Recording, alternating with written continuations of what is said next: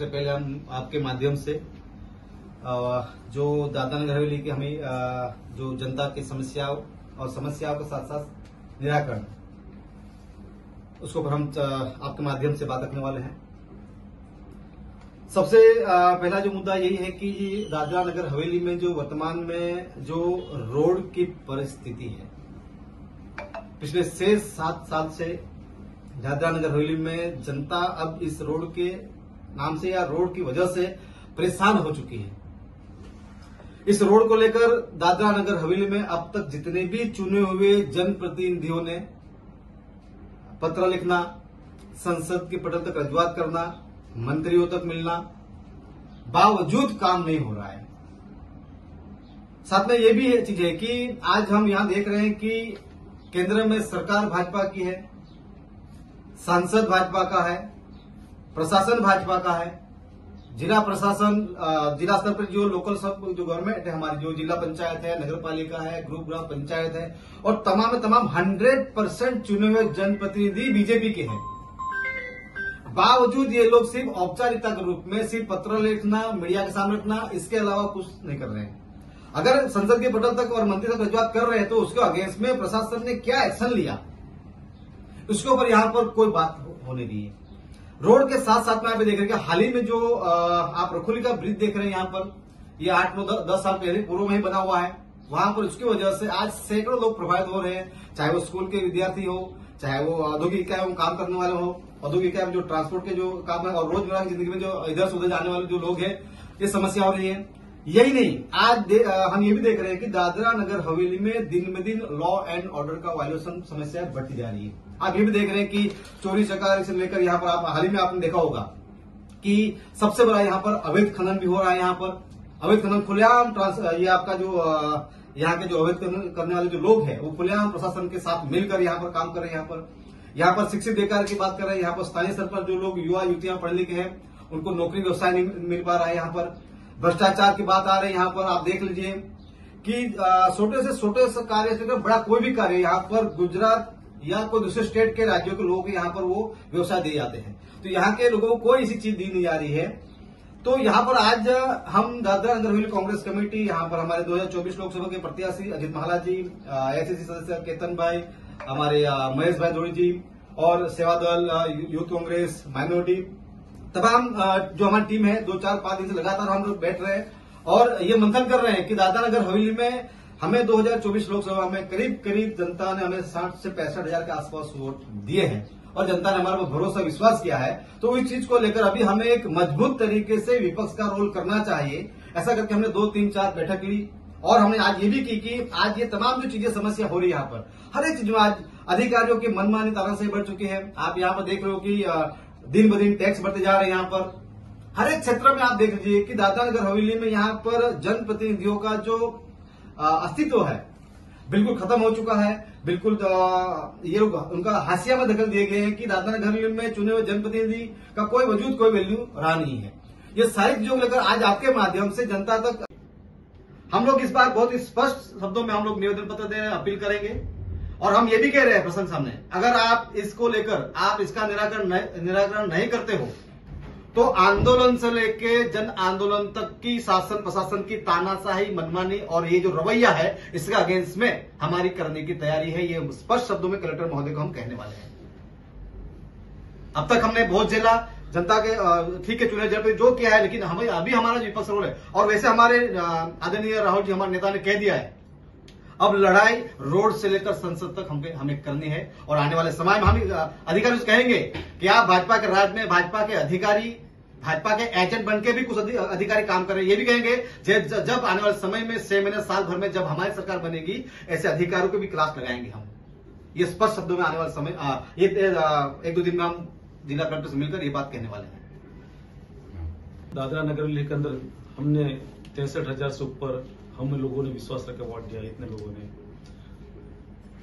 हम तो ऐसा मानते कि हमको प्रदेश के लोगों ने बहुत अच्छा हमको सम्मान दिया है और इसके साथ हमारी भी कुछ जिम्मेदारी बनती है कि हम प्रदेश के लोगों के लिए उनकी आवाज बने।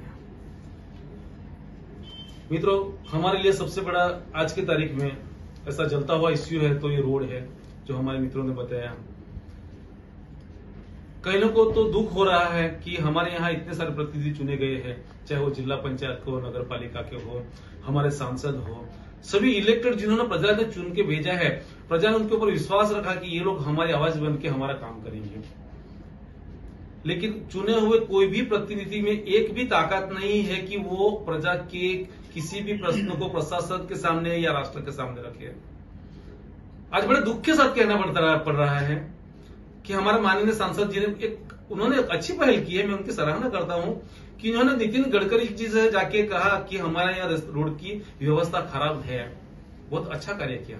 लेकिन कितने दुख की बात है कि देश में भाजपा की सरकार है, हमारे यहाँ भाजपा का प्रशासन है, भाजपा का सांसद है, भाजपा की नगर पालिका है, भाजपा की जिला पंचायत है, उसके बाद जाके वहां हाथ जोड़ना पड़ता है। तो ये शर्म की बात नहीं है हमारे प्रदेश के लोगों के लिए, चुने हुए प्रतिनिधि के लिए?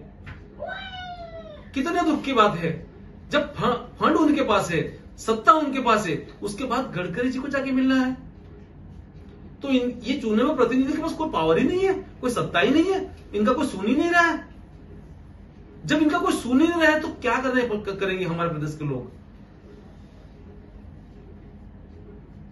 हम चाहे सत्ता में न हो, लेकिन हम अपनी नैतिक जिम्मेदारी समझ रहे हैं कि ये रास्ता होना चाहिए। आज दूधनी से, खानवेल से, कई मांगोनी सिंधोनी से लोग रोजी रोटी के लिए आते हैं। जब रास्ता वहां रोखोली पुल बंद होता है, लोग कैसे कैसे करके आते हैं, कितनी दिक्कत है। क्या हमारा प्रशासन तो हम दूर की बात है, जो हमारे चुने हुए प्रतिनिधि उनको कहीं ध्यान ही नहीं जा रहा है। वो क्या करने बैठे, चुन की वो कर क्या रहे हैं? जो जिम्मेदारी उनको दी गई है, जो जिम्मेदारी के लिए वो चुने गए हैं, उनका तो ध्यान होना चाहिए। मैं किसी की आलोचना नहीं कर रहा हूं, लेकिन मैं उस चुने हुए प्रतिनिधियों को कहना चाहता हूं कि आपके साथ भी हम खड़े हैं। आप चलो तो सही आगे, आप प्रशासन के सामने आवाज तो उठाओ हमारी समस्या का। हम आपके विपक्ष पार्टी के होने के बाद भी आपके साथ चलेंगे। लेकिन बड़े दुख के साथ हमको ये तरह की वो नहीं कर रहे हैं। लेकिन वो भी हमारे भाई हैं और इस प्रदेश की सारी जनता हमारी है। हमें हम सबके लिए सोचना है और हम कांग्रेस पक्ष के हम सभी कार्यकर्ताओं ने सोचा है कि हम कलेक्टर साहब को जाके मिलेंगे, आवेदन पत्र देंगे और जो रोड की समस्या है इसका हल जल्दी से जिससे हमारी यहाँ की प्रजा का जो प्रॉब्लम है वो खत्म हो जाए। और ये तो बड़ी समस्या हम सब जानते हैं, हमारे सब प्रदेश के लोग जानते हैं, कोई बताने वाली बात नहीं है। दूसरी बात है कि हमारे प्रदेश में हम गरीब लोग जो अलग अलग प्रदेश से आते हैं, अलग राज्य से यहाँ लोग आए हैं, जो रोजी रोटी के लिए आए हैं, वो बड़ी आशा लेके आए कि दादरा नगर हवेली के हमको न्याय मिलेगा, यहाँ हमको रोजी रोटी अच्छी मिलेगी।